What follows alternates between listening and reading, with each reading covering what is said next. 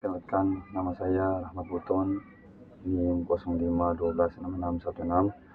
Saya adalah mahasiswa jurusan Hukum pada Universitas Terbuka. Saat ini kesempatan ini saya akan membuat narasi video saya selaku kuasa hukum terdakwa dalam persidangan.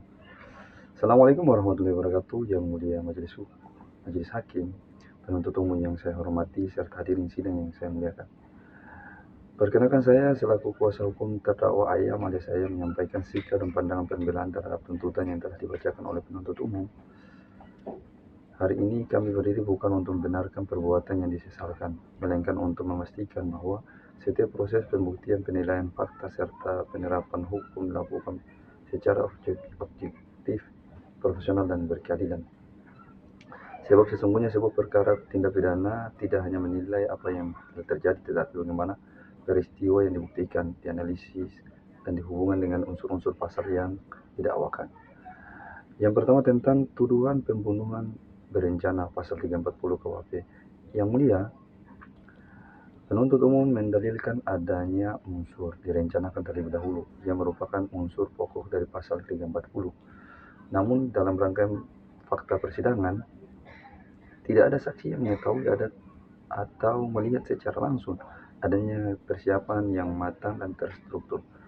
Yang kedua, tidak ada bukti yang menunjukkan waktu, tempat, cara, atau bentuk perencanaan yang benar-benar memenuhi syarat blackboard sebagaimana jurisprudensi Mahkamah Agung. Mensyaratkan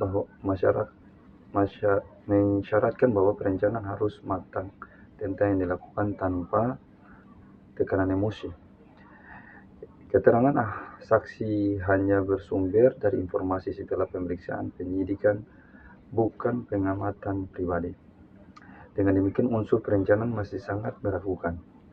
Disesuaikan dengan in dovoi pro reo, keraguan tidak dapat dibebankan kepada terdakwa.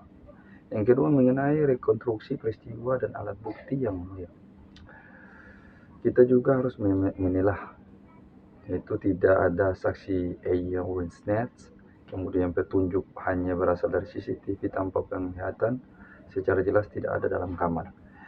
Visum hanya menyatakan sebab pasti kematian tidak dapat ditemukan karena tidak dilakukan pemeriksaan bedah mayat. Artinya, unsur kausalitas, apakah tindak menentu menjadi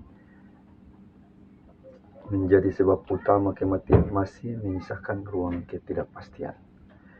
Yang ketiga, mengenai kondisi psikologis terdakwa. Dalam berbagai putusan, Mahkamah Agung kerap menekankan bahwa penilaian kesengajaan harus memperhatikan kondisi mental terdakwa pada saat kejadian, yang mana yaitu terdakwa berada dalam keadaan ekonomi berat, terlilit hutang, dan mengalami gangguan emosional.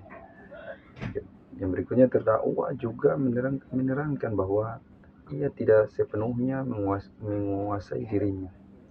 Kondisi tersebut tidak selaras dengan unsur tenang dan matang yang menjadi ciri utama pembunuhan berencana. Yang keempat, permohonan keadilan. Yang mulia majelis hakim, kami tidak menutup mata terhadap adanya korban dalam perkara ini.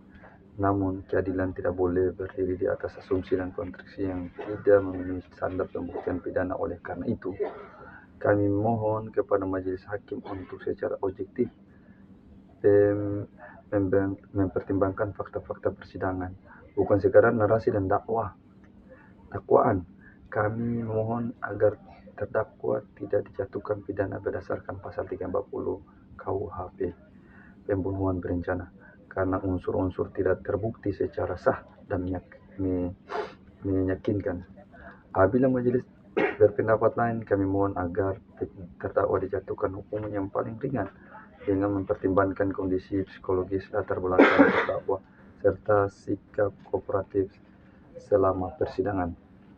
Yang mulia, keadilan dalam proses pidana bukan hanya tentang memberi hukuman, tetapi juga memastikan bahwa setiap putusan pijakan pada kebenaran material yang objektif. Sebagai kuasa hukum, saya hanya meminta satu hal, bahwa terdakwa diadili dengan hati nurani, dengan hukum, dan dengan rasa keadilan yang seutuhnya. Terima kasih. Wassalamualaikum warahmatullahi wabarakatuh.